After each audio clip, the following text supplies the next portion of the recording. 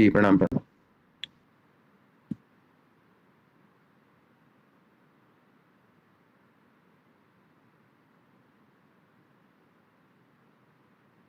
हम सब अब इस समय परम पूज्य गुरु महाराज की बताई हुई साधना को करेंगे।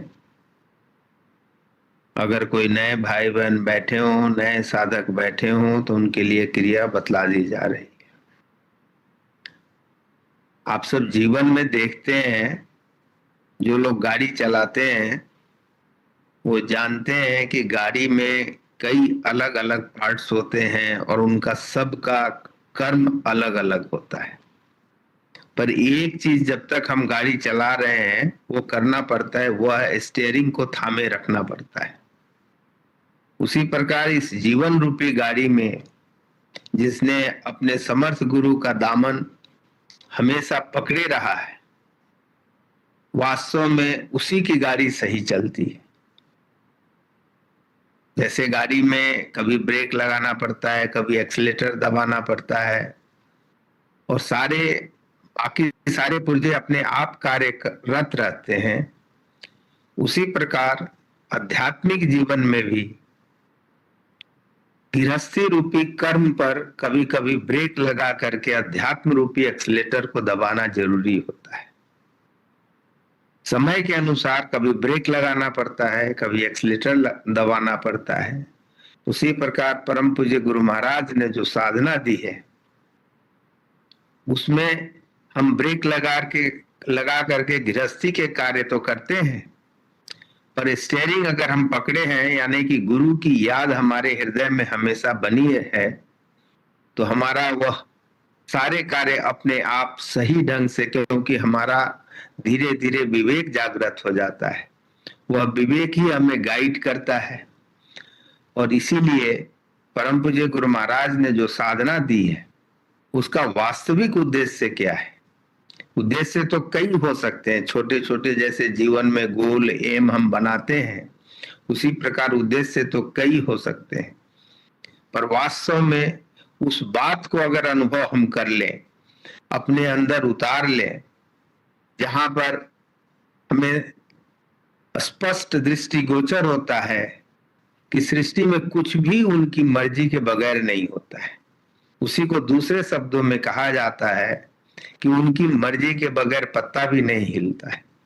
पर वास्तव में कह देना, पढ़ लेना, बोल देना, सुन लेना अलग बात है, पर वह जीवन में अगर वह अनुभव, उस अनुभव तक अगर आप पहुंच गए साधना से, तब क्या होता है? तब आप अंतर में किसी बात से न सुखी होते हैं न दुखी होते हैं।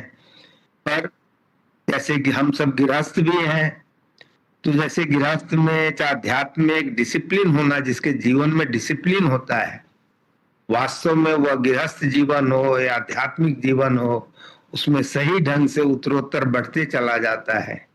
उस डिसिप्लिन के कारण हमें गृहस्थ रूपी नौका में कई प्रकार के नाटक भी करने पड़ते हैं, क्रोध भी दिखाना पड़ता है, सब कुछ करना पड़ता है।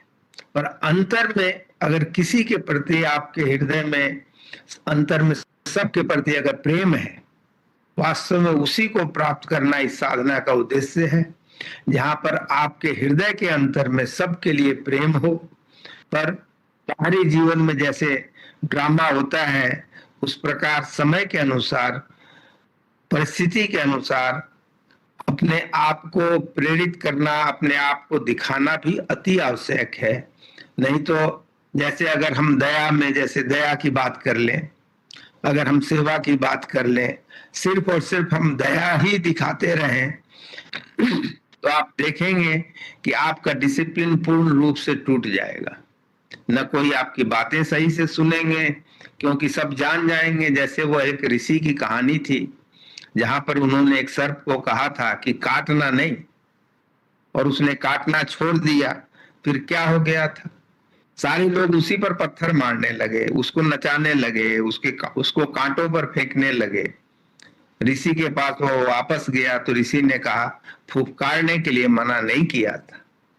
तात्पर्य यही है कि बाहरी दिखावा अपने आप में समय अनुसार और सही होना चाहिए, पर अंतर में क्योंकि अगर यह परमात्मा को अगर आप मानते हैं तो सारी सृष्टि तो उन्हीं की बनाई हुई है, और अगर सारी सृष्टि उनकी बनाई हुई है तो उनकी सृष्टि से अगर हम प्रेम नहीं करेंगे तो परमात्मा से प्रेम कर ही नहीं सकते।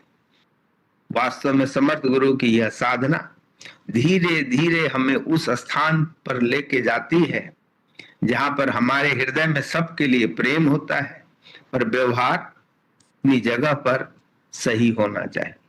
हम सब उसी साधना को करने के लिए बैठे हैं। जैसे मैंने कहा, इस साधना का सबसे प्रमुख अंग है कि अपने गुरु की याद को अपने हृदय में हमेशा बसा लेना। वह एक दिन में संभव नहीं है, धीरे धीरे प्रैक्टिस करने से संभव है, और निश्चित तौर पर जो लोग ऐसा कर पाते हैं निश्चित तौर पर उस समर्थ गुरु का दर्शन भी कर पाते हैं। हम सब उसी साधना को करने के लिए इस समय बैठे हैं। इसके लिए हम सब